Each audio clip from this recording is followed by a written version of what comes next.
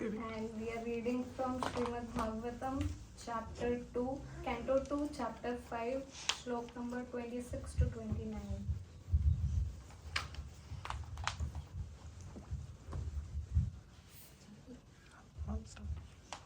नभसोऽथ विकुर्वाणाद् अभूत्स्पर्श गुणो निलः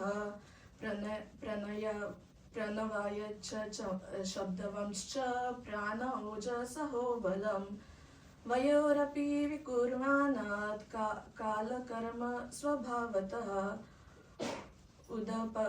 उदपद्ययत तेज वै रूपवत् स्पर्श शब्दवात् तेजस्तु विकुर्वाणात् अम्भसो गन्धवान् अभूत् प्रणवायाद् तेजस्तु विकुर्वाणात् असिद् आम्भोरसात्मकः रूपवत् स्पर्शवश्चम्भो भूष्वाच्च प्रणवाययात् विशेषस्तु विकुर्वाणात् अम्भसो गन्धवान् अभूत् प्रणवायाद् रसस्पर्श शब्दरूपगुणावितः. Maybe we can also read one line and then everyone can repeat. नभस्तो विकुर्वाणात् अभूत्स्पर्श गुणो निलः प्रणवाय च शब्दवंश्च प्राण ओजसहो बलम् वयोरपि विकुर्वाणात् कालकर्म स्वभावतः उदपद्यते तेजो वै रूपवत् स्पर्श शब्दवात् तेजस्तु विकुर्वाणात्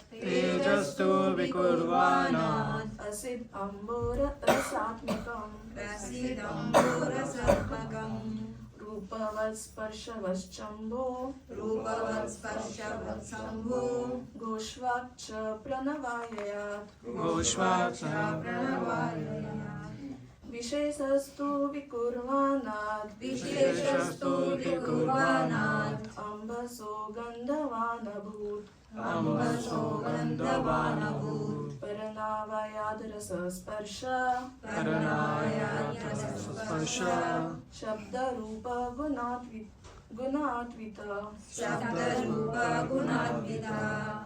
Nabhasa. You can repeat after me. Of the sky. Atha. Thus. Vikurvanat. Being transformed. Abhut. Generated. Sparsha. Touch. Guna. Quality. Anilaha. Air. Para. Previous. Anavayat. By succession. Shabdavan. Full of sound. Cha. Also. Pranaha. Life. Ojaha. Sense perception. Sahaja. Fat. Balam. Strength. Vayoho. Of the air. Api. Also. Vikurvana. By transformation. Kala. Time. Karma. Reaction of the past. Swabhavataha. On the basis of nature. Udapadyanta. Generated. Tejaha. Fire. Vai. Duly. Rupavat. With form. Sparsha. Touch. Shabdavat. With sound also. Tejasha. Of the fire. Two. But. Vikurvanat. On being transformed. Asit. It so happened. It so happened. Ambaha, Ambaha, water. water. Rasa Atmakam, Rasa composed of juice. composed of juice. Rupavat, Rupavat, with form. with form. Sparshavat, Sparshavat, with touch. with touch. Cha, Cha, and Ambaha, Ambaha, water. water. Ghoshavat, Ghoshavat, with sound. with sound. Cha, Cha, and Para, previous. previous. Anaviyat, Anavayat, by succession. by succession. Vishesha, Vishesha, variedness. Two, but. Vikurvanat, Vikurvanat, by transformation. by transformation. Ambashaha, Ambashaha, of water. of water. Gandhavan, Gandhavan, odorous. odorous. Abhyut, Abhyut, became. Para, previous. previous. Anavayat, Anavayat, by succession. by succession. Rasa, Rasa, juice. juice. Sparsha, Sparsha, touch. touch. Shabda, Shabda, sound. sound. Rupa Guna Anvitaha, Rupa Guna, qualitative. qualitative. Translation. Because the sky is transformed, the air is generated with the quality of touch, and by previous succession, the air is also full of sound, and the basic principles of duration of life, sense perception, mental power, and bodily strength.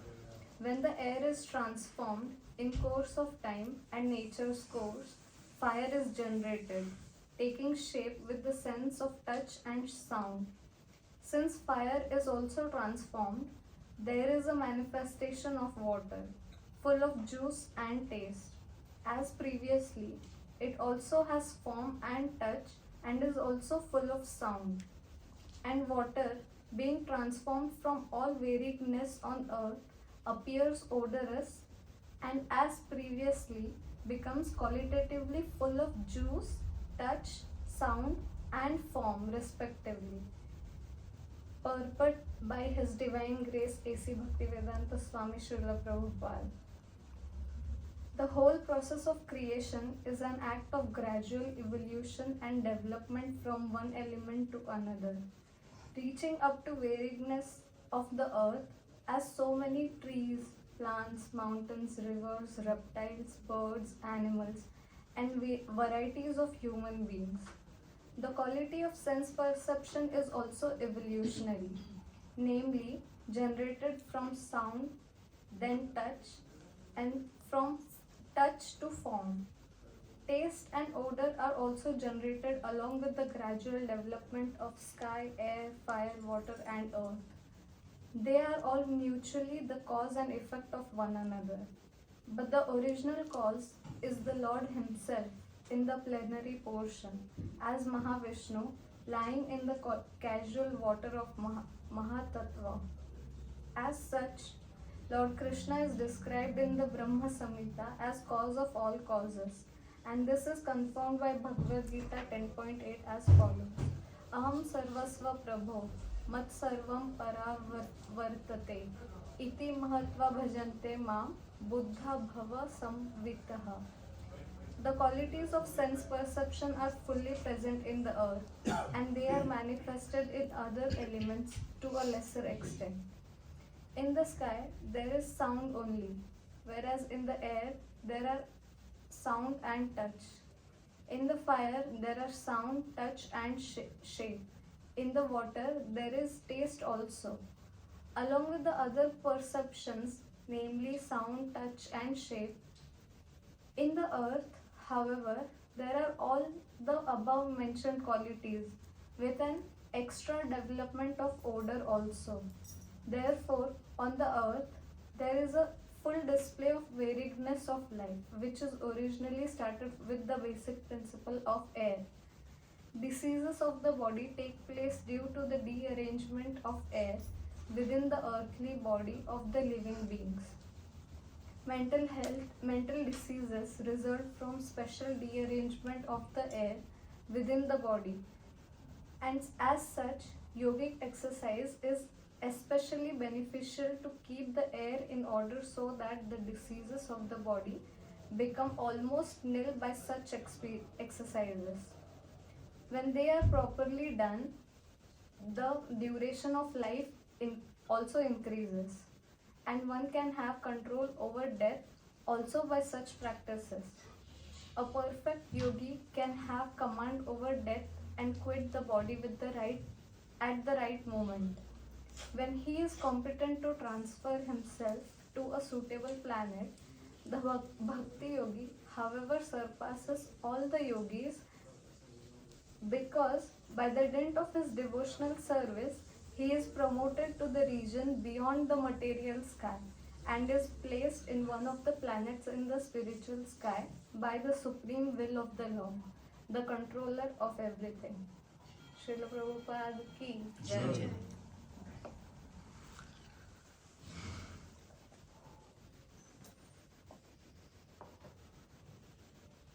Om Ajnanatimirandasya ज्ञानाञ्जनशलाकया चक्षुरुन्मिलितं येन तस्मै श्रीगुरुवे नमः श्रीचैतन्यमनोभीष्टं स्थापितं येन भूतले स्वयं रूप कदा मह्यं ददाति स्वपदान्तिकं वन्देऽहं श्रीगुरु श्रीयुतपदकमला श्रीगुरु वैष्णवाञ्च श्रीरूपं साग्रजास्तां सहगना रघुनाथं तं सजीवं साद्वैतं सावधूतं परिजनसहिता कृष्णचैतन्यदेवं श्रीराधा कृष्णपादान् सगना ललिता श्रीविशाखा वितांच हे कृष्णा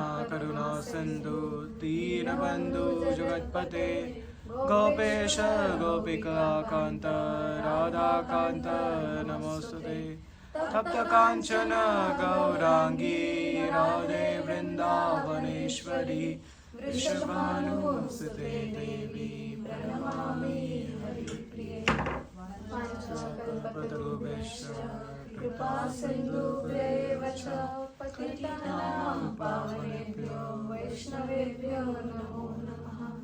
जय श्री कृष्ण चैतन्य प्रभु नित्यानंद श्री अद्वैत गदाधर श्रीवासादि गौरभक्तवृंद। हरे Krishna Krishna Krishna Hare Hare Hare Ram Ram Ram Hare Hare.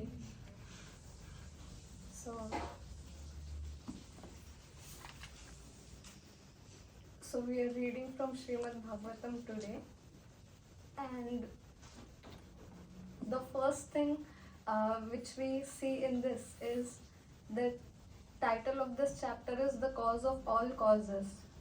So one thing which we see which is different from there is a difference between material life and spiritual life.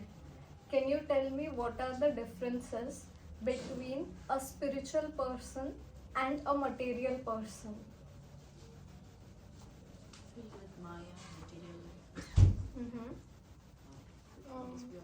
A spiritual person will ask for God only, and materialistic person will ask for money, name, fame, household, those things. And in material world you will be having full of ego, and in spiritual world you will be without ego. okay, maybe false ego. Yeah. I don't know, love for God, Okay. yeah, ego, but that's a different one. But love for money, That or for sure is there. it's a different one. Yeah. So like here, like Hanuman, I am the devotee of Lord Ram. So if you are proud like that, then that ego is good, according to me. But yeah. Yes, it is also said that anger can also be used in devotional service. Why I am not? Why cannot I think of Lord Krishna every time? So I am getting angry. Oh, maybe I'll share one story after this in Q&A session, but first we'll talk about this purport. but I will definitely share this story with you. The point where I was getting to is, in material life, usually all these points are correct, but there's one more point which is very different in material persons or in people who are practicing spirituality, is whenever we do a favor to someone in general, usually people forget that. But the quality of a Vaishnava is that he never forgets any favor that is done to him, and he is always grateful to that favor. So he always remembers the person who did favor to him and is always grateful to him. So here, Brahmaji is also so grateful to the Lord for creating this universe. Initially, in this chapter we are seeing that Narad Muni is asking questions to Brahmaji. Narad Muni is the son of Lord Brahma. He was born with the mind of Brahmaji, from the mind of Brahmaji. So after coming, so Naradji is asking Brahmaji how this universe was created. He could not understand how all these things work. And in the same position, Brahmaji was also there. When he came from Lord Vishnu, he didn't know what to do. So Lord Vishnu gave him, Lord Vishnu told him to meditate on this word tapa, and he did his meditation for years and years. And then Lord Vishnu appeared to him, and then Lord Vishnu gave him the technical and mechanical skills to create this universe. But during the creation, Brahmaji was also kind of depressed, because he just did not had to create mountains, beautiful sceneries, and so many beautiful things. He also had to create the threefold miseries of life, which is Adi Devik, Adi Bhautik, Adhyatmik. So all the things which are happening to us because of our mind, body, and soul. Our body goes through so much. Human life usually has to go through birth, old age, death, disease. So we have to go through all of these things. And the other things, like we have to suffer because of the natural calamities also. There are so many people who have to go through this trouble. Fortunately, we are not in India or here also. Everything is so stable. But in Japan, we see there are so many earthquakes happening all the time. There is no stability for them. Then the other kinds of problems which we face is from social life. There are so many problems happening because of other people's trauma we have to suffer. So Brahmaji was depressed because of this. He was thinking like, I am creating a jail where people, my children are going to suffer. So out of his compassion,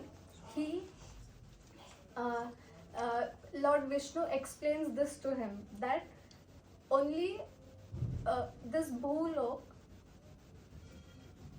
is this okay? Yeah. So from Bhulok only we get this benediction to go back to Godhead.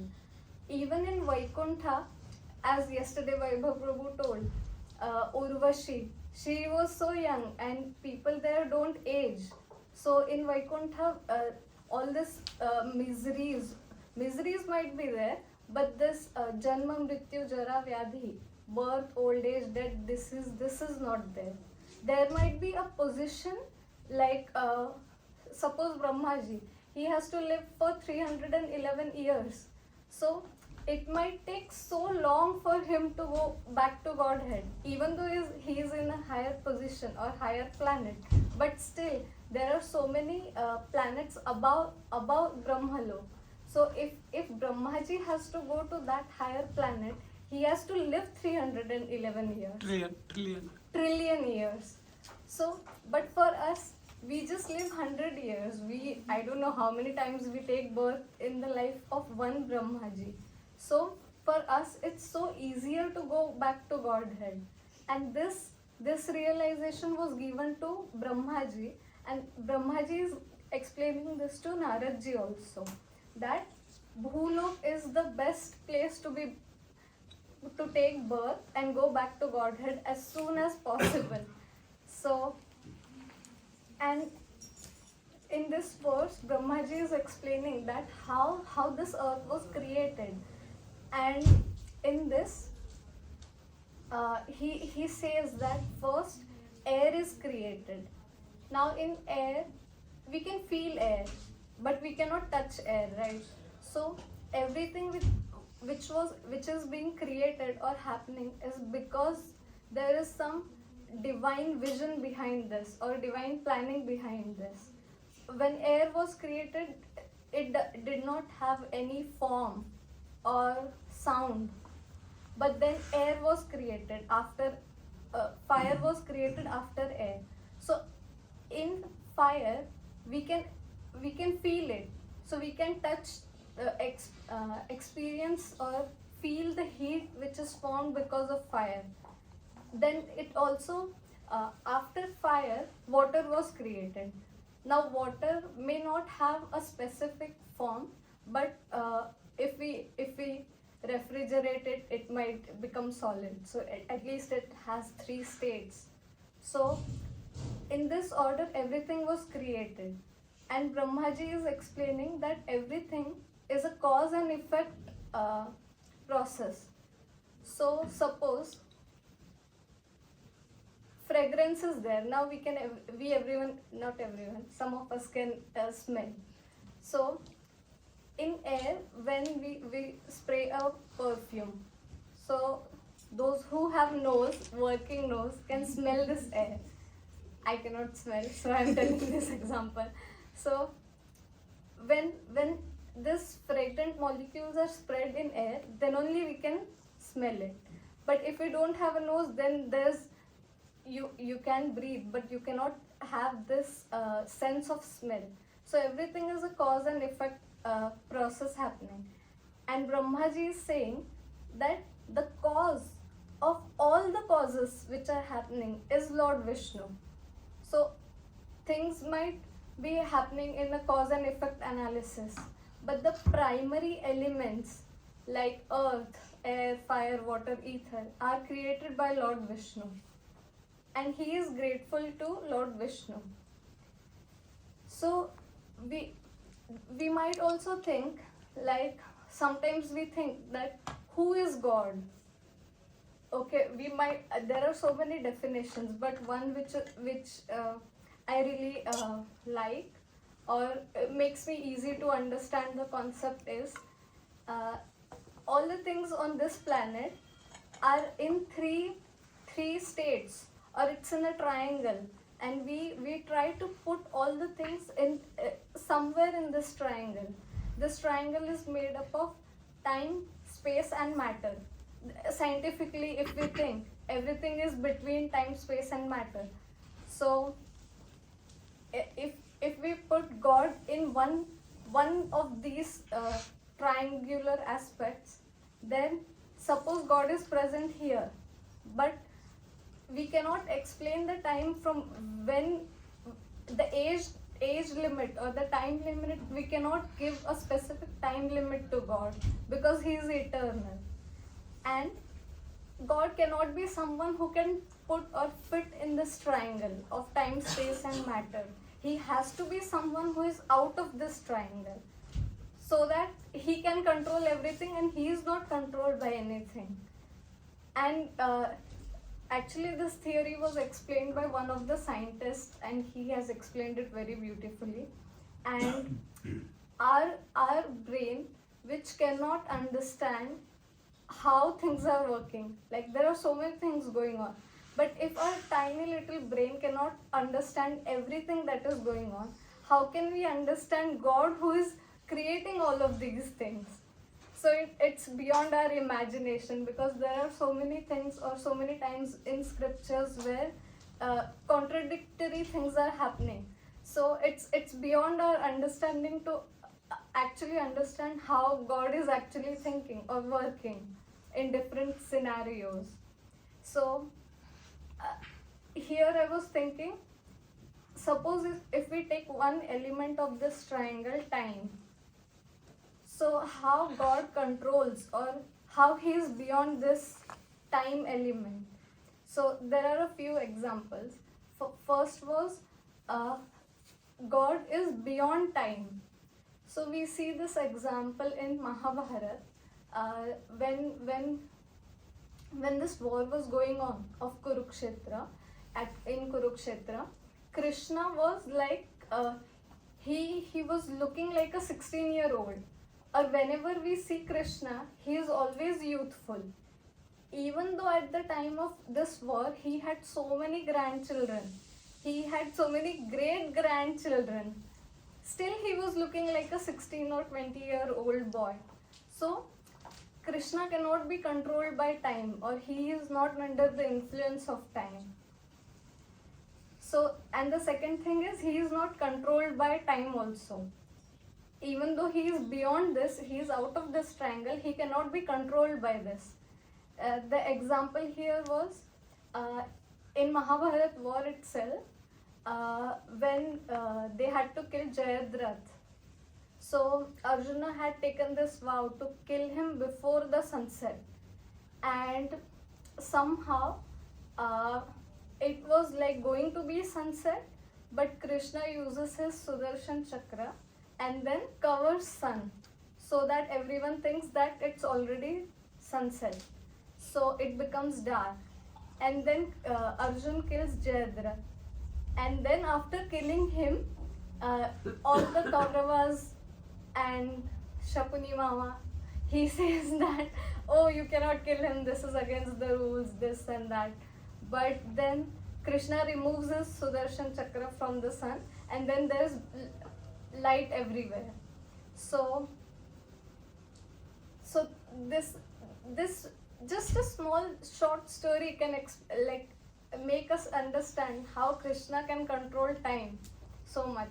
And there's another example where Krishna shows again how he controls time, which was during Brahma Vimohan Leela. So one day Krishna and his cowherd boys, they go to the forest for grazing cows, and there Brahmaji actually he was kind of envious, I think. So he thinks that today I'll steal all the cows and calves, cowherd boys, Krishna's friends, and then he steals them, and he takes them to his Loka, Brahma Lok. And now Krishna, he is alone in the forest, so he kind of replicates all his friends, all the cows, all the calves, and then he grazes there. And then they all sit in the forest. Krishna is in the center of this whole, his friends, everyone is taking out their tiffins, they are sharing their tiffins. So Krishna actually has now two set of friends, one in the Brahmalok and one in the Vrajdham. So we can see Krishna could manage both the timelines. So if we try to understand this, Brahma's timeline is so different than the Vraj's timeline or the material planet's timeline. We can't imagine how many times this thing would be happening in Brahma's day. But Krishna, so meticulously, he arranges or manages both the timelines. I don't think Doctor Strange could also do this. He could travel through different timelines, I think. But he could not, I don't think he would ever calculate how Krishna would work. So the third thing was, Krishna can also forget, he never forgets time. So if we see, now we may not remember what we did yesterday, or what all things we spoke yesterday to how many, so many people. But Krishna, he remembers each and everything, and he hears to each and every one of us. So in the Brahma Vimohan Leela, or when Krishna goes to the forest to to graze cows, and when he is in the center of all his cowherd boys or friends, he each and every friend thinks that Krishna is in front of me, even though there are so many layers and layers of his friends who are sitting behind also. They think that Krishna is sitting right in front of me, and this thing happens in Ras Leela also.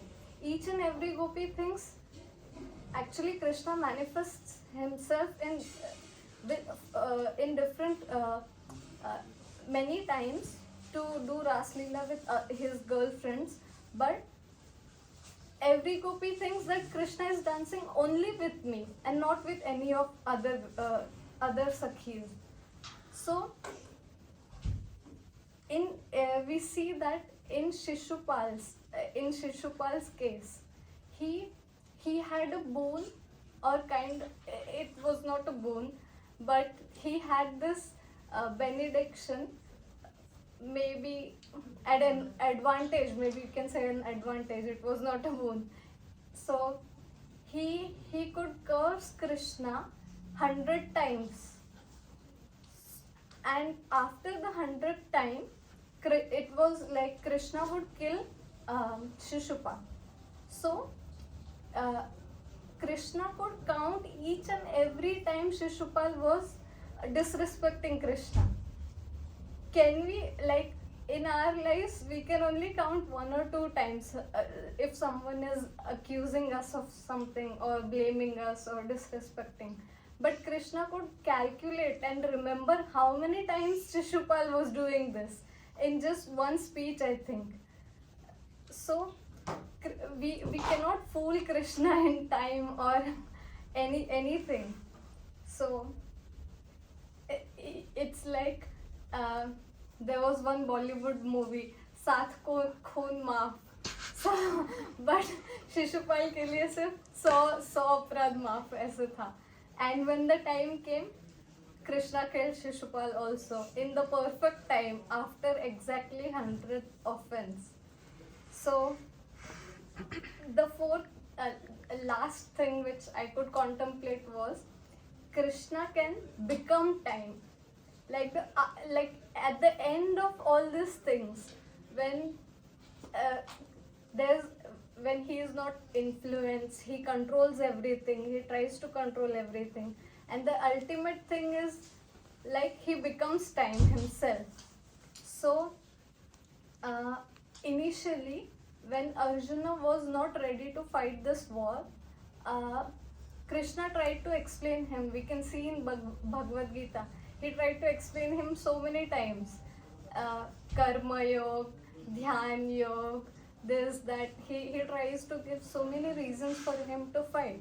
But still, Arjuna did not want to fight this war. He was thinking, oh, I would incur so many sins by killing all of my family members only.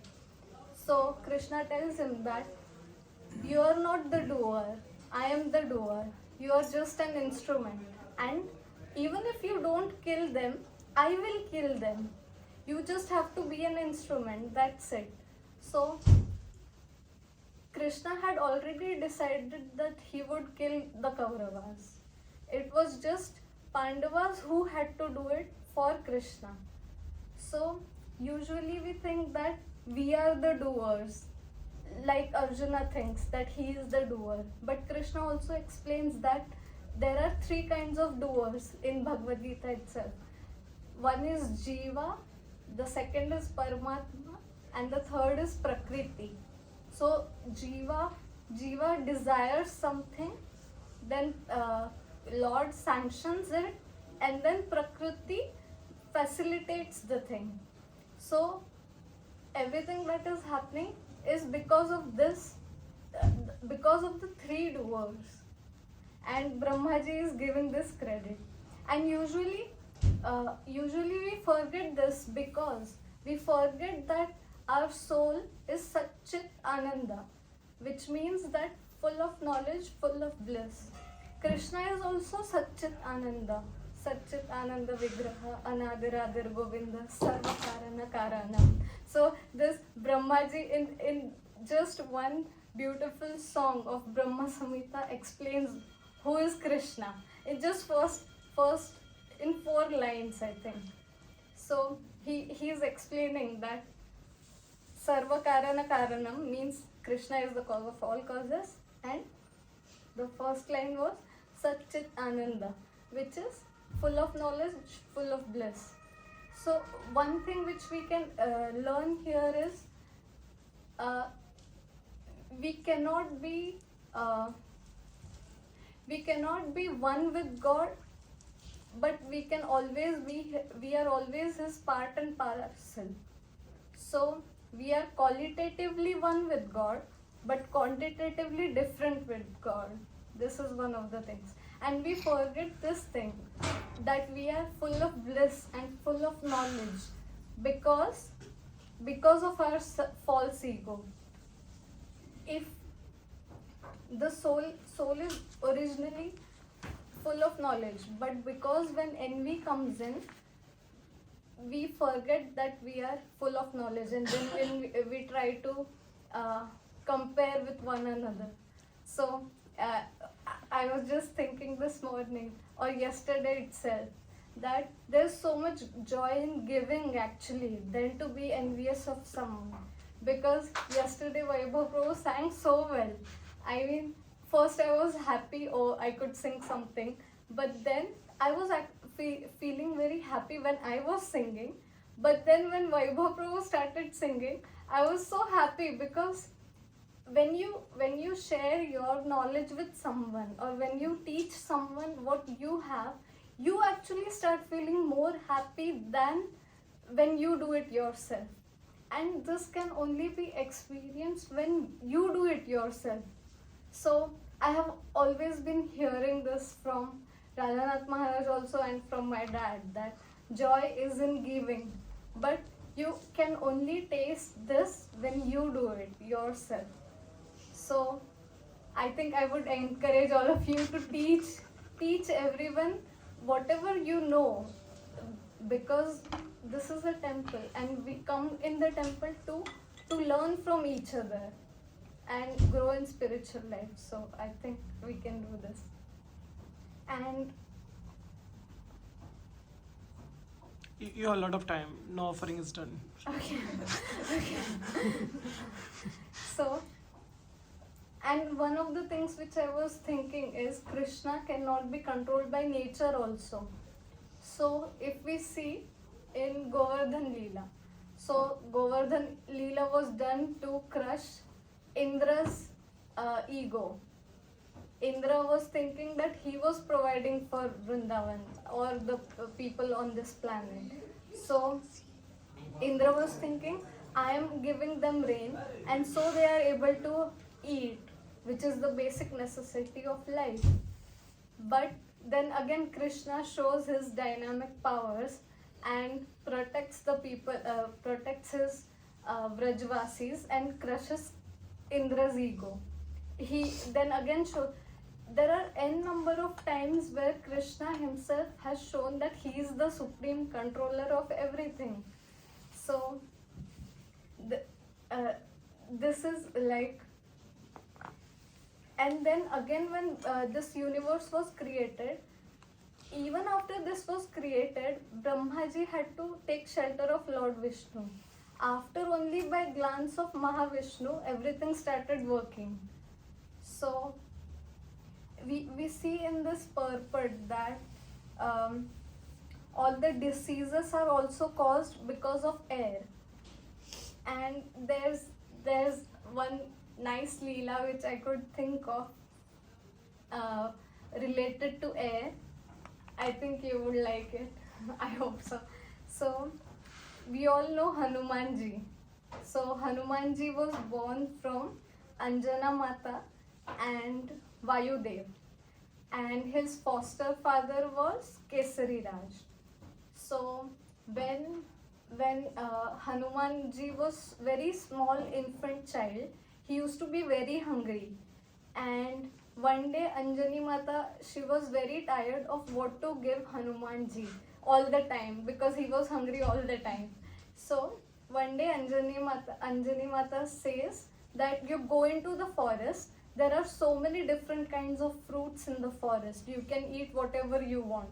So Hanumanji, just baby little monkey elephant, he goes into the forest, he eats all the fruits and still he is hungry, and then he sees one ripe yellowish orange mango very far away from him.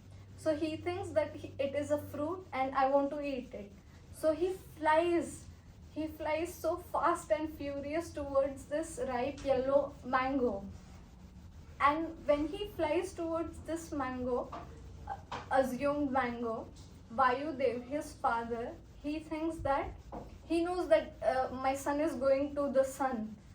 So he follows him and he sends cool airs upwards towards Hanumanji to protect his child from getting sunburn.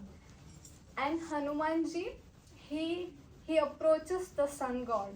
And Surya Dev, he knew that Hanumanji was going to be a great devotee of Lord Ram, and so he makes his race comfortable for Hanumanji. And according to this astronomical calculations, this day was supposed to be a solar eclipse. So from one side Hanumanji was coming, and from other side Rahu Dev was coming to devour the sun. And Hanumanji thinks that this Rahu is a big fruit planet. He didn't know that it was a planet or what was happening. He just thought everything as a fruit. So he thinks Rahu Dev as a big fruit. And Hanumanji then races towards Rahu Dev to eat him. And Rahu Dev thinks, oh, this I am supposed to devour the sun, and this monkey little child is coming to eat me. So he runs to Indradev. Indradev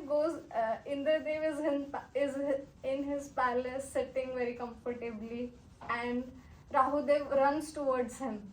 So Rahudev, like, he shouts like, Indra, save me, this baby little monkey is coming to eat me, and you gave me the benediction that I would devour the sun and the moon at a specific time, and I was supposed to devour the sun, but this baby little monkey is coming to eat me also and the sun god also. So you have to save me.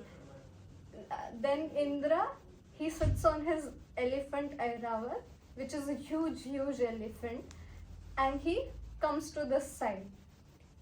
When they come to this side, Hanumanji again sees the Rahu god, and he again attacks Rahu god to eat him.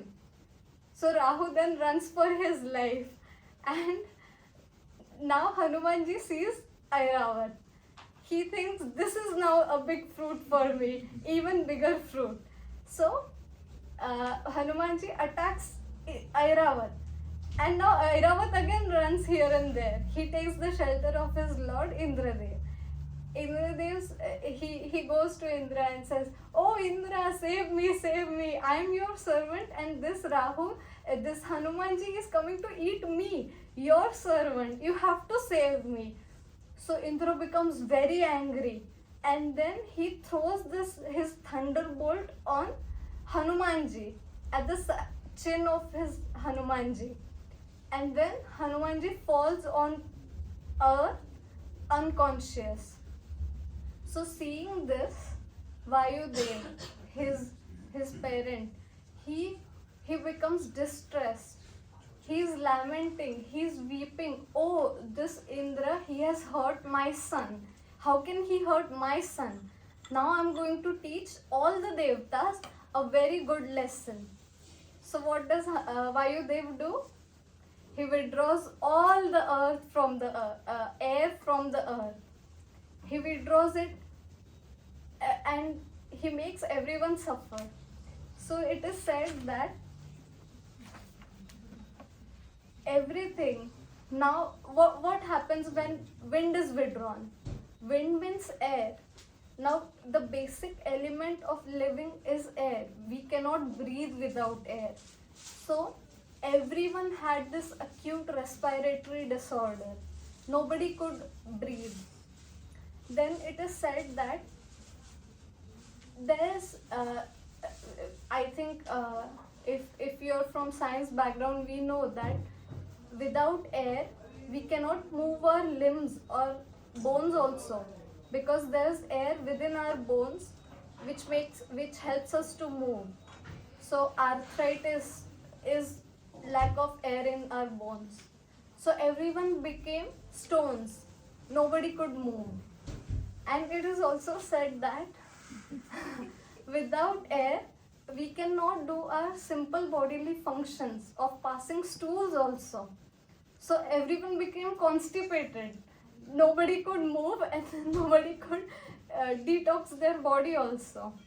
So everyone was motionless like statues, and whole universe was having asthma attacks. So, and at to some extent, demigods were also facing this. They were also suffering, and they also could not. They also had some compassion in them, and that's why they could not see the people on the earth suffering like this. So they run to Brahmaji now, and they say that, "Oh Brahmaji, please save us. Everyone has become like motionless, and nothing is working. So you have to help us." Brahmaji says, "Now, what do you expect? You did this, and this is the result of what you did. These are the consequences. You hit Hanumanji with a thunderbolt. You harmed his son. These are the consequences you have to face." So naturally, Vayudev is teaching you a good lesson. But then Brahmaji also gives the solution. He says that we should all go to earth, and we should give Hanumanji our choicest blessings. So here on earth, then Vayudev had taken Hanumanji to a small cave, and he was sitting there. So all the principal demigods, they come in this cave, and then they give the benedictions to Hanumanji. So Brahmaji comes in this cave. He sprinkles some water on Hanumanji, and then Hanumanji comes back to external consciousness, and everyone gives them their benedictions. I would just read the benedictions because there are a lot, and I think it was actually very nice to hear about these benedictions. So Brahmaji gives him the benediction that you will live a long life in this body.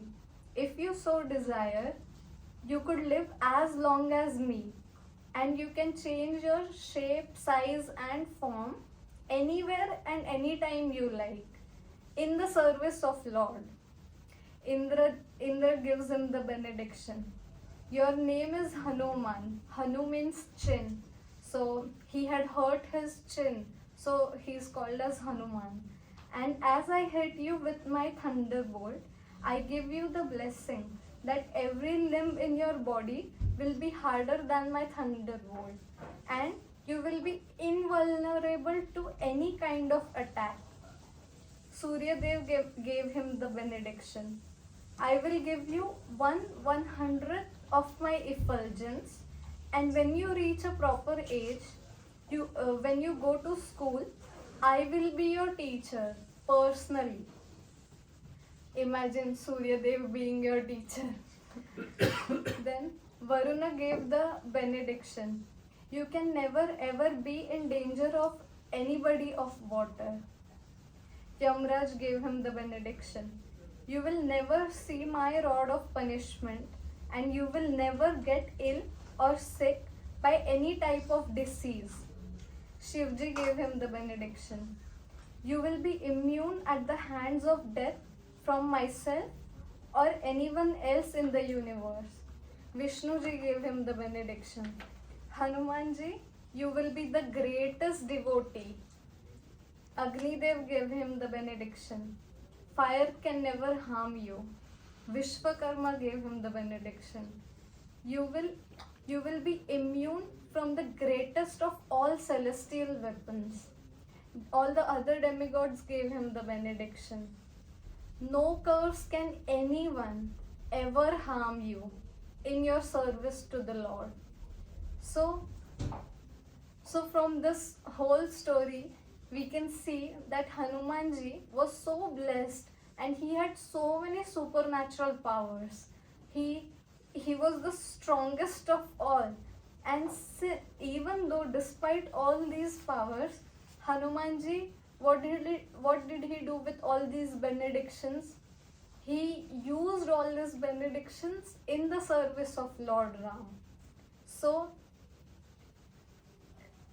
a true yogi is the one whose strengths bow before Lord. So we can see in this purport that all the Prabhupada writes here that all the diseases are caused by air. So there are so many people right now in this age. We not just now, but we can see from time immemorial that there have been so many sages or so many people who have been doing yoga. It's said in Bhagavad Gita also that there are 8 types of yogas: yam, niyam, pranayam, pratyahar, dharana, and dhyan. So many types of yogas, but the core or the essence of all doing all this yogas is self-realization. So even though we have to control our breath, we need to control all our senses to just do one thing. In Pratyahar, it is said that we have to drive out all the senses of this nature so that we can concentrate on one thing. We have to remove sound, touch, form, everything out of our senses and just concentrate on one thing. That is Pratyahar. And even though we have to reach that level, it would take us so many ages. We can see from Bhagvatam itself that there are 3 examples of many great devotees who have done such kind of extreme yogas, and still how they could reach the Bhakti Yoga, which is the ultimate form of yoga. So first example would be Kardama Muni. So Kardama Muni was also son of Lord Brahma. So Brahmaji's sons are so great, na? They were born from mind and still they were so advanced spiritual devotees. First Naradji and now Kardama Muni. So Kardama Muni was also a great yogi, and he actually was given a boon, or he had been ordered to create progeny or create population in the universe. So what he did was he did 10 austerity for 10,000 years. He went into meditation for 10,000 years, imagine, at the bank of Saraswati river. So he was concentrated on his yoga, he was meditating, he was a devotee of the Lord, so he was meditating. And after his severe austerity, Karunodakshai Vishnu, he was pleased. And he was pleased not because Kardama Muni could withdraw all his senses, not breathe for so long, or he had stilled his mind. Kardama Muni could not even experience thirst. He was not hungry like we all are right now. And then he did not felt fatigue when he was doing such severe austerity. And despite all of these things, Garbhodakshai Vishnu was pleased with Kardama Muni and he appeared in front of him and he gave Garbhodakshai Vishnu gave him the benediction, or he told him that Swayambhu Manu, who is also one of the great yogis, or the first person to be born from Brahmaji, I think. No, like Manu means who started the creation basically. Okay. So Swayambhu Manu would come with his daughter Devahuti, and Kardama Muni was supposed to marry Devahuti, and with their marriage, Lord Vishnu was going to be born as their son. So this was the benediction to a yogi. Imagine a yogi who had done austerity for 10,000 years. So, but Kardama Muni accepted this. He accepted married life as a service to the Lord. So we cannot say that we cannot do service in Grihastha life or Brahmachari life. Both are equal, everyone can do it. And so this thing, after this benediction, Kardama Muni was married to Devahuti, and after their marriage, Kardama Muni still had his austerity. He was still very practiced yogi. So he had yogic siddhis. And with this yogic siddhis, he creates an aerial palace for Devahuti as a gift. Imagine a husband giving an aerial palace to his wife. And the special things, this palace was so great that this was a flying palace. So this couple, Kardama Muni and Devahuti, they could travel through the universe in this palace. This palace had lakes, gardens, everything that we can imagine.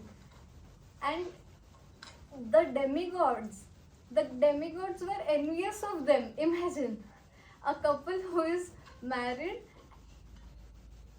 are being envied by demigods themselves.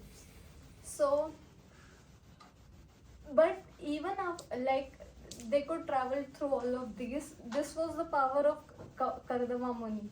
And then by the boon of Lord, Kardama Muni could have they had 9 daughters, and after 9 daughters, Lord was born as Kapila Muni to them. But then Kardama Muni, he follows the duties of a father, wife, father, husband, and everyone. And then, even after doing all these things, he renounces everything. He leaves his wife under the care of his son, Kapil Muni, and then he renounces everything and goes back to forest and then meditates. So, even though we have so many yogic powers, he was so self-realized that he knew at the end of the goal of all the yogas or self-realization is to love God and serve God.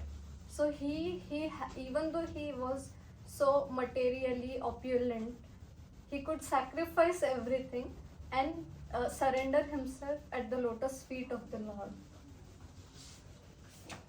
The second example is very classic Dhruv Maharaj's example. So in Dhruv Maharaj's Leela, we see that he was humiliated by his stepmother because he just wanted to sit on the lap of his father, and his mother, he said that you are not born from me, so you are not qualified to sit on his lap. And so this 5-year-old Dhruv, he goes to the forest, he meditates, and it is said that Narad Muni meets him before starting his austerity, and Narad Muni tells him to meditate on Lord. initially this Dhruv, he wanted a huge kingdom so that he can show his stepmother that I also have a huge kingdom and I'm qualified to be loved by my father. So he wanted a big huge kingdom. So his mother, she tells him to go to the forest, meditate to Lord and ask for the opulences. But Narad Muni, he comes and he tells him that you have to meditate on Om Namo Bhagavate Vasudevaya. So Dhruv starts meditating, and when he goes to the forest, it's said that in I think in chapter 4, Bhagvatam chapter 4 or 5, this is written that Dhruv Maharaj performed like very severe austerities. He was just 5-year-old boy, imagine, still he could do so many things. In the first month, he ate only fruits and berries, that too every 3 days. Not every day, but every 3 days. Then in the second month, he ate only dry grass after every 6 days. So for first month, he was just eating berries and fruits, that too after 3 days. And in the second month, after 6 days, that too just dry grass and leaves, not actual food also.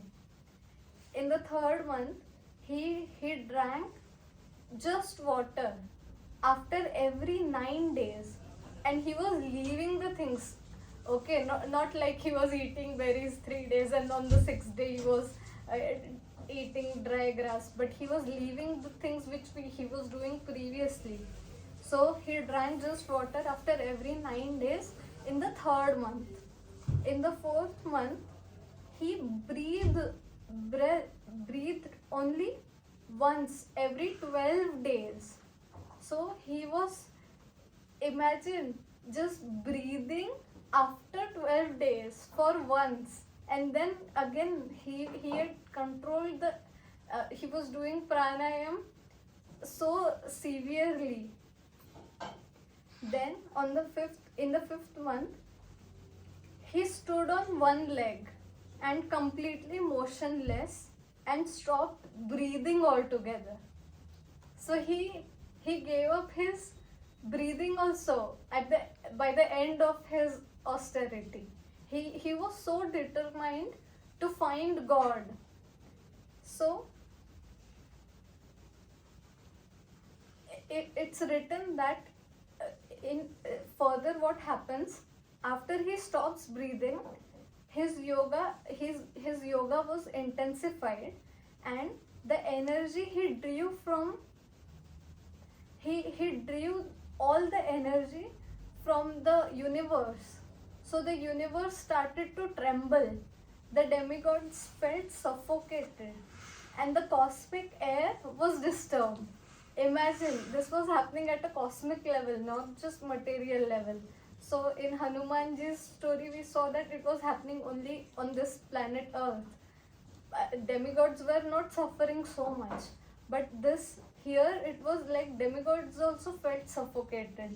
So they rushed to Lord Vishnu and they were begging to Lord Vishnu that please do something. And then the Lord appears in front of Dhruv Maharaj, and then he shows him his manifestation or his actual avatar.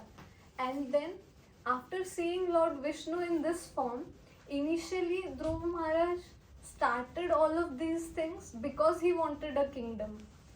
But when he started doing this, or he started practicing all this yoga and austerity, he actually experienced the love of God, and he started experiencing this, and because of this, Lord was impressed, or he was pleased because of the love of God, love of Dhruv Maharaj. So even though we know that there are so many yogas or siddhis which so many people have done, they have at the end surrendered to Lord, and there was love in their yoga, so Lord also reciprocated. There are so many sacrifices also which we do. There are 4 kinds of sacrifices. We can sacrifice by giving our time, money, place, and our body, our physical activities. So there are so many things that we can do, but the ultimate goal is to use all of these things in the service of the Lord. The last example, which is like very very dear to me, or I really like this, is the example of, I don't know how many, if you would have heard about this, but it is of Janak Maharaj. So Janak Maharaj was the father of Sita Devi, who was married to Lord Ram, and Janak Maharaj is also known as Videha. So Videha means detached from the body. V means detached and Deha means body. So he was also a great personality who was attached and maybe detached at the same time. So I heard this story from a friend of mine who is from the birthplace of Sita Devi, Mithila. So he told me this like in a discussion, and it was very powerful for me at that time. I don't know if I'll be able to tell you in the same intensity, but he told me that when Sita Devi was married to Lord Ram, Janak Maharaj there were yogis who would come to Janak Maharaj to test their detachment and also Janak Maharaj's detachment, and Janak Maharaj would always surprise them. So he was very detached from all the things, all his kingdoms, opulences and everything. But when he married his daughter Sita Devi to Lord Ram, even though he was so detached, after Sita Devi went with Lord Ram, he started crying. Imagine, usually they say that a man should not cry or a man does not cry, but even though Janak Maharaj was so great, he was so detached, he still cried after his daughter went. So detachment does not mean that there is no love.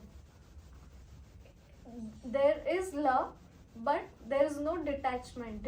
Attachment comes when there is false ego, but in detachment it's not like there is no love. So this example really moved me, and that's what the whole purpose of doing everything is. There should be love in everything, in detachment also, in all the yogas, all the siddhis. And Krishna also says that the ultimate goal of all the sacrifices and yoga is to surrender unto me, and all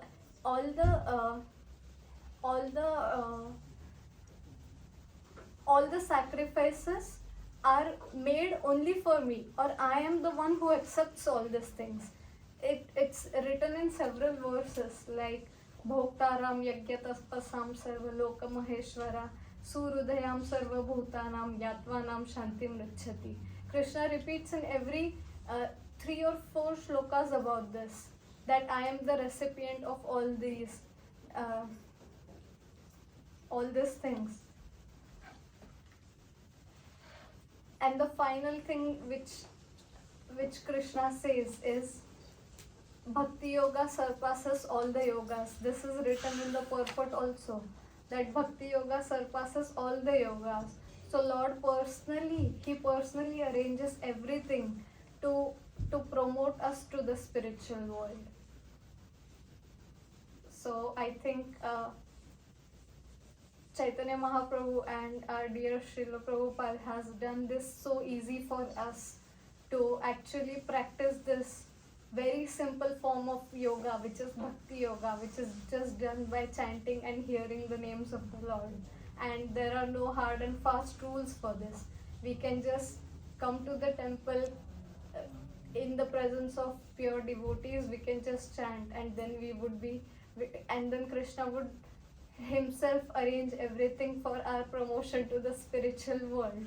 And not just for us, but we can also take everyone with us together. So that's it. And we can do this by Chaitanya Mahaprabhu has also given us very simple way in Chaitanya Shishtastakam, the third verse. Trunadapi sunichena tarorapi sahishnuna amanina manavena kirtaniya sada hari.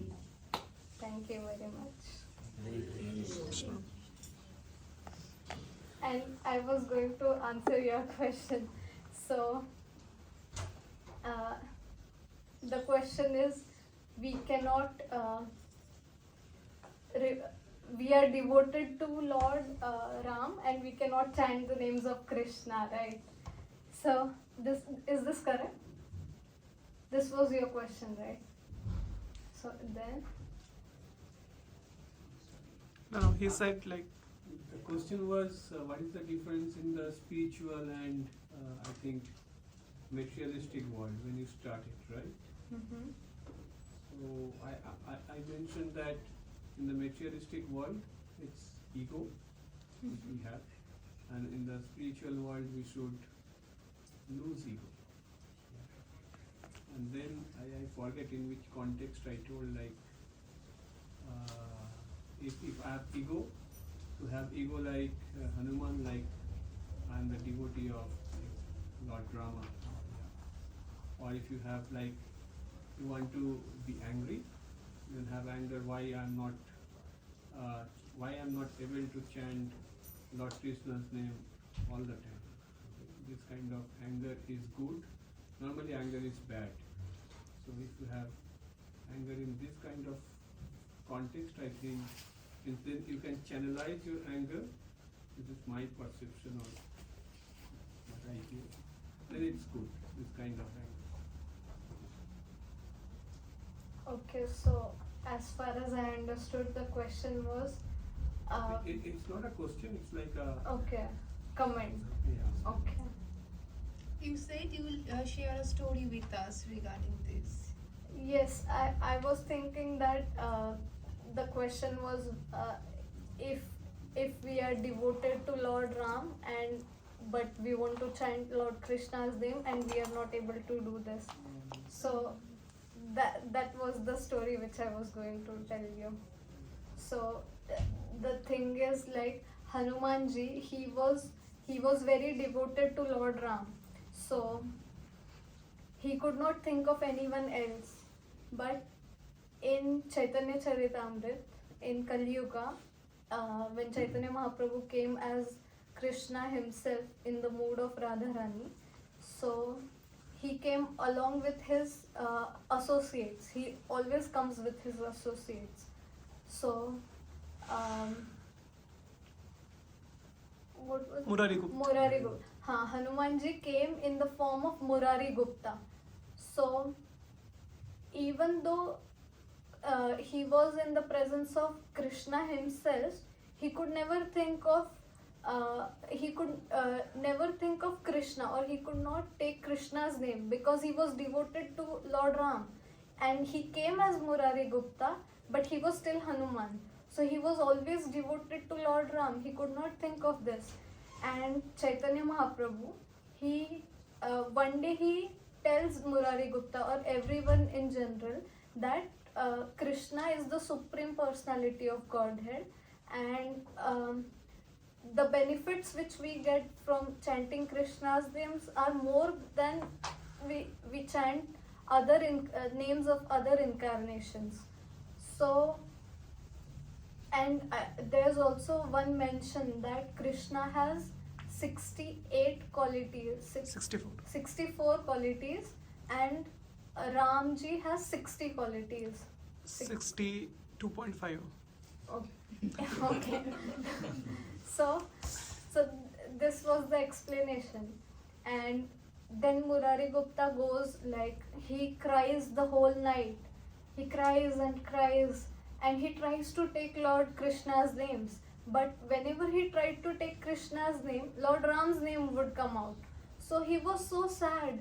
Then he goes to Chaitanya Mahaprabhu and he tells him that I'm trying so hard to take Krishna's name, but Lord Ram's name is coming out of my mind, and I should take my life because I'm not able to serve you, and I'm not able to do this. So it's just better that I die. And then after hearing all this, Chaitanya Mahaprabhu actually embraces Murari Gupta, and tears start to flow from Chaitanya Mahaprabhu's eyes that Murari Gupta is so devoted to Lord Ram. And then Chaitanya Mahaprabhu reminds Murari Gupta that you are Hanuman, so you cannot do this. And the moral or the point is, in devotion we need to have loyalty and chastity. So Hanumanji had these qualities. He was so loyal to Lord Ram that nothing could distract him from his mission to serve Lord Ram. That's why even Krishna was pleased with Hanumanji because he was so loyal to him. Can I ask another question? Yes. I hear this point many a times. Like, I'm also a believer of Krishna, my wife also, but still this Krishna is infinite. Then I hear again 64 qualities, 62.5, 61.6, something like that. What is 90% of infinite? What is 82.5% of infinite? You want to answer this question? Okay, so basically, like when Srila Rupa Goswami, so he is like one of the acharyas. Basically, we are the followers of Rupa Goswami. So Krishna has infinite qualities. That's true. But for our understanding, Rupa Goswami has, mentioned 64 prominent qualities through which we can, focus or meditate on Krishna. Like there are different types of, meditation. So one of the meditation is called as a, Guna Sankirtan or Guna Kirtan. Guna Kirtan means like we, chant the name, like chant the glories of Lords. For example, Lord Ram is like, very, moralistic and, very like one woman man, right? So he has like very great qualities, right? So by meditating on those qualities, basically, we are taking a shelter of the Lord and we are remembering the Lord, right? So the quality is given in the Bhakti Rasamrita Sindhu, so just for our benefit. But God has unlimited qualities. Even in Srimad Bhagvatam, 5th canto, there is special chapter by Anandadev. Anandadev means Sheshnag, right? Even Sheshnag with his millions and so many hoods and mouths, he is not able to glorify the Lord, right? So who are we to glorify the Lord, right? So but we have to meditate on Lord, right? So as a conditioned soul, we need to have something to meditate. So that's why the 64 prominent qualities are given. So it's for our benefit, not that we are demeaning Lord, right?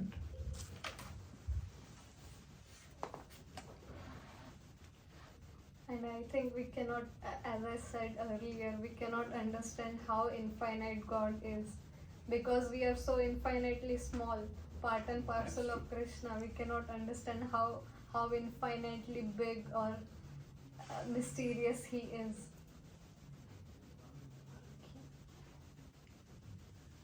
I guess there's also another point that for instance, Krishna has 4 qualities. This is nur Krishna himself has. So 4 qualities. So one is when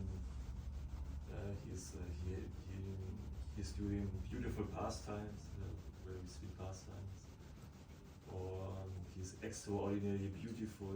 That's also one quality just Krishna has. What was the other two? Playing flute. Playing his flute is the fourth one. He's surrounded by his devotees, no? I think so. I guess something like this. And this is also four qualities that just Krishna has.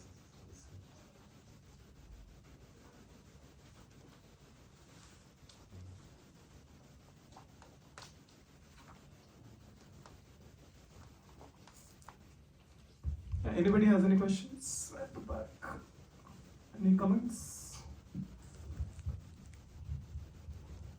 No. So we'll chant one round of Mahamantra.